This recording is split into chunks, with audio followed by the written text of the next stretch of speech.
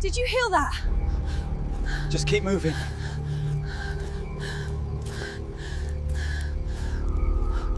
My name doesn't matter, neither does where I work. But that night, that wretched dawn, I was alone in the emergency center. It was one of those humid, heavy dawns where silence seems to carry a weight. I'm not the type to be easily impressed. After years of hearing the worst of humanity, we develop a shell, an automatic way of surviving. But that connection, it broke that shell. Like thin glass under pressure. The clock read 2:13. I remember because the digital hand seemed stuck at that moment, as if time had decided to stop, just to force me to listen to all of that, just to make me feel every second of that call. The phone rang with a high-pitched, unusual sound, almost hurt. I looked at the screen, and what I saw froze me. No number, no origin, no nothing. The screen, normally full of data, was completely blank, as if it had come from a place that shouldn't have access to this world. I responded by reflex. Professionalism, training, protocol. 911, what is your emergency? Silence. 4 seconds. And I swear on everything, I heard the sound of someone breathing. Only it wasn't just any breathing. It was like the person had water in their lungs, like they were breathing, against their will. Then he spoke. I need an ambulance, please, at Hollow Pines. My friend, he's bleeding heavily. His voice sounded raspy. Each word sounded like a scratch. And then, for the first time in years on duty, I felt fragile. Hollow Pines. This name was not common. It was like a curse. I knew the place. An old cemetery on the outskirts of town, closed since the late 1990s. They say it was due to a structural collapse, but those who live here know it was for another reason. Disappearances, desecrations, something dark. The entire town decided to forget the place. They buried his name along with the dead. But the land, the earth never forgets. I tried to remain calm. I pulled out the keyboard and started typing. Hollow Pine Cemetery. Confirmed. I need the exact address. The street name. Is there a main entrance or are you around the back? Silence. Sir? That's when he murmured something that still echoes in my head when I try to sleep. They dug their way out. I saw them. They were waiting. I stopped. My fingers hovered over the keyboard. The way he said that, it was not a metaphor, era literal. He saw something that should not have left the earth. I tried to follow the protocol, even though my stomach was already churning. What hurt your friend? Is someone chasing you? I need to know if there is an attacker. He hesitated. Then he answered in an even lower voice. She has no eyes, but she sees everything. At that moment, the phone rang, as if someone pressed hot metal against the microphone. But it wasn't an electronic sound, it was physical. Real? How? Long nails scratching stone. I instinctively rose from my chair. The sound seemed to be coming from the phone itself, not the call itself. And then I started hearing something else. Whispers, several, lows, confused, in languages I didn't recognize. But what? Somehow, I understood. They were talking about me. That's when I looked at the recording system. And the icon, which should be red, blinking with the word recording, he was gray. I've never seen that happen. I called the supervisor once because the recording was 2 seconds late, but now wasn't recording anything. That call was being deleted in real time. I'm a skeptic, always have been, but there are things that logic cannot grasp. I returned to the phone, trying to keep my voice steady. Sir, send your location. I need to coordinate rescue. Tell us something that might help us find you. But he wasn't talking to me anymore. He murmured, as if in a trance, words that made no sense but came out like an ancient chant, like a forbidden prayer. Then in a breathless whisper, he returned, You have to come. Now before the earth closes again. Before it takes me too. I stared at the phone, and I made the second mistake of the night. I believed him. I stood there with the phone still pressed to my ear and my other hand poised on the keyboard. The sound of the central clock seemed louder now. Each ticket, every hit, pulled me into something I couldn't name. On the body, the system crashed. No call data, no coordinates, no reference. It was as if I were talking to someone on the other side of reality, from a place where not even algorithms could penetrate. I should have ended it there. That's what the protocol said. No location, no number, no call log. But what if it was real? What if a man were dying for real, alone in a condemned cemetery, while I hid behind rules that only work in a logical world? What made me act in the end? It wasn't empathy. It was fear. Because before I hung up, I heard it again. A voice in the background. Feminine, hoarse, torn. Just one sentence. One more, we'll answer. I threw the phone down as if it had burned me. On the screen, everything returned to normal. The cursor blinked as if nothing had happened. But I knew something had gotten in. I picked up the radio and made the call. I asked for an ambulance to Hollow Pines. I didn't give the reason. I just said it was a serious case. Man injured, urgent, location difficult to access. The team questioned, Hollow Pines. Are you sure about that? That place is off limits. Go with whatever you have. I need eyes on the site. Now. I hung up before they could argue any further. I went back to the phone. No new calls. No sign of the connection. I opened the recording system. I looked for the record of the previous call. Nothing. No entries at 2:13. As if I had slept for 7 minutes and dreamed all of that. But I knew it hadn't been a dream, because next to the phone, there was a trail, a thin fillet of dark earth coming out of the headset and running down the table, as if someone had dug across the line and come through here. The emergency team took exactly 13 minutes to get to Hollow Pines. The radio was still crackling when I received confirmation. Central, we've arrived at the location. There are signs of recent entry. The main gate is ajar. No visual sign of the applicant.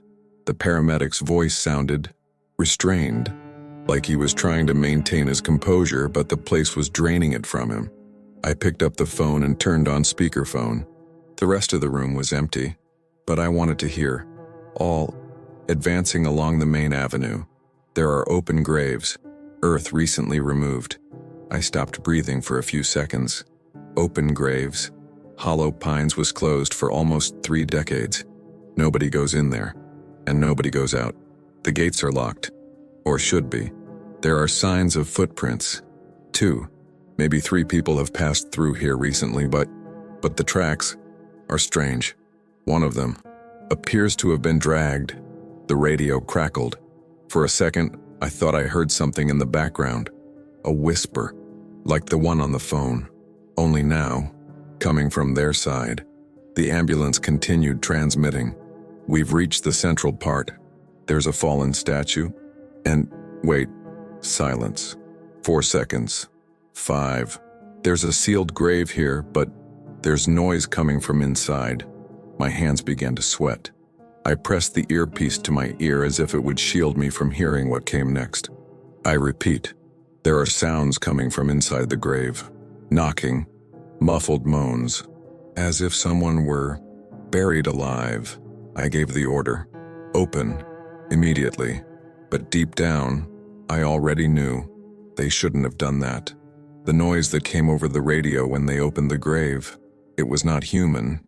It was like a muffled explosion, followed by a wet cracking sound, as if someone had violated something that shouldn't be touched. And then one of the paramedics screamed, a scream acute. Animal. My God, the name on the tombstone is the man from the call. I froze. They continued broadcasting, panting. That's his name. First and last. Same voice, same physical description. But the tombstone says he died in 1974. The transmission began to fail. The radio crackled, crackling, distorted sounds. And finally, one last sentence before the silence. There's something down here, looking at us. And then the radio went silent. I went back into the system. I tried to reestablish contact. Nothing. No response from the team. No signal. The ambulance had gone of the radar. That's when the phone rang again.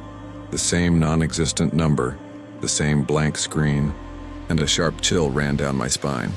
To wait. 911, what is your emergency? But on the other side, it was no longer the man's voice. My voice. Recorded, distant, tremendous. I need help. Someone help me. She's here. She won't stop. I listened to myself, asking for help from inside that cave. And then, like a wet, rotten whisper, another voice came on the line. Feminine. Old. Something I shouldn't talk about. You heard. Now. She knows your name. And the line went dead. But the call didn't end, because even after hanging up, the phone was still hot, as if someone was still holding on from the other side. For the next 5 minutes, I tried every channel. I called paramedics by radio, emergency numbers, and even my personal cell phones registered in the system. No response, no signal. The ambulance disappeared from the tracker. The vehicle simply disappeared from the map. There was no recorded exit. No highway cameras captured a return. It was as if they had driven straight into the throat of hell and never come out. The radio emitted a final crackle, a strange, low, almost organic frequency, and then silence. The kind of silence that sticks in your bones. I got up from my chair, trying to take a deep breath. My head ached. My ears felt stuffy, as if something was pressing down on them from within. And that's when I looked at my computer screen and noticed the detail. The name of the caller from the previous call was there, even without a number, even without registration, just the name, Andrew K. Watson died 1974, Hollow Pines Cemetery. How did that appear in the system? Who typed it? That wasn't possible. The light in the room flickered, 3 blinks, a long pause, and then it went out for a full 2 seconds. When he returned, there was dirt under my chair, as if something had sprouted from the ground while the light was gone. I finished my shift early. I couldn't justify it. I couldn't write a report. I left with the feeling that something was following me. On the street, everything seemed the same. The city lights, the light rain, the smell of dawn. But deep down, I felt it. That thing had come out of the cemetery, and now it was with me. I got home, threw my keys on the counter, and went straight to the bathroom. When I turned on the light, I saw something in the mirror. It wasn't the normal reflex, sim, but with completely black eyes. And behind me, motionless shadows, with arms too long. I turned off the light. I turned it on again. Nothing, but the mirror was still embuchado, even without steam, even without a bath, and on it, a sentence written with fingers covered in dirt. One more will answer. 3 days later, I forced myself back to work. I thought it might be psychological, that I was collapsing, that it was all just mental overload. But as soon as I entered the plant, my terminal was turned off. The supervisor said there was a strange power surge, but only at my station. And then, at 2:13 a.m. sharp, the phone rang again. Same empty number. I answered, hands shaking. On the other side, silence. And then, a cry. Low, lonely, feminine. Please, get me out of here. They buried him. Buried him. Buried him alive. But it was my voice. And then, the laughter. Dry. Dry as dead leaves. And then, the scratchy voice. Now you're next. You're already in his place. Hell had connected to my hotline. The call I answered that night, it was never a cry for help. He was an invitation. 2 days after the second call, I received a manila envelope. No sender. Left right at my door. Inside, there was only one black flash drive, covered with a fine brown powder, Earth. The same dirt I saw under my chair at the station. I connected it to my laptop. There was only one audio file, Hollow 213, MP3 of the plays. It was the recording of the first call, but this time, she was complete. I heard my own voice. I heard the man's voice. I heard the whispers growing in volume, but in the end, came what had never been there before. A third voice, but serious, deeper, like the sound of the ground itself opening up, as if the earth had a voice. Every time someone answers, the grave opens again. Every voice is a ladder. You shouldn't have listened. And then, the last sentence in the audio, my voice, whispering, please, someone, take this away from me. I went after the paramedics. I searched. I called. I investigated. Nothing. Not only were they gone, never existed. The emergency call had been deleted from the system. Their names, deleted from civil records. Until the blood registration and qualification, there was no trace. As if, upon entering Hollow Pines, they had ceased to exist on this plane. I went to the cemetery. I found no gates, no walls, no trail. Where once there was an open, forgotten field, now there was just dense forest. But on the ground, among the leaves, a headset, identical to the plant, covered in clay. I picked it up. The sound was clear. One more. We'll answer. I returned to the station that night. For the last time, everything was too quiet. No phone rang. No radio broadcast. I sat at my station. I turned on the monitor. On the screen, just one image. A security camera. It showed myself, sitting, with the earphones on. But it was not a recording. The image moved.